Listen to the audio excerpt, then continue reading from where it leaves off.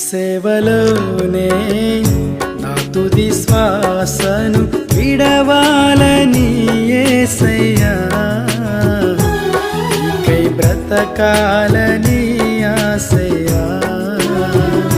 ఈ సేవలోనే నా తుది శ్వాసను విడవాలని యేసయ్యా, నీకై బ్రతకాలని ఆశయ్యా.